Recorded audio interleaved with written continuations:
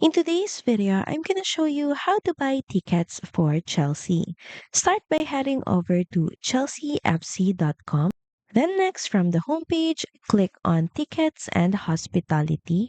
This takes you to the ticket page with all upcoming fixtures for home and away games. Next is choose the match you're interested in.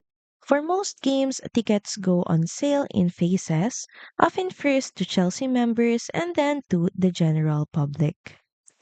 Now, if you're a Chelsea member, log into your account for priority access to tickets.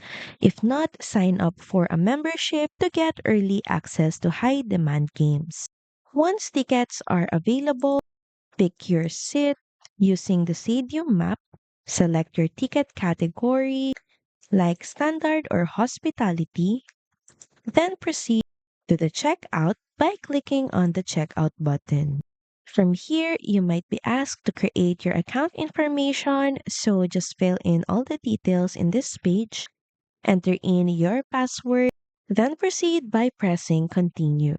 Review details about your ticket, then proceed by pressing continue, then click on pay now, then pay securely using your preferred method.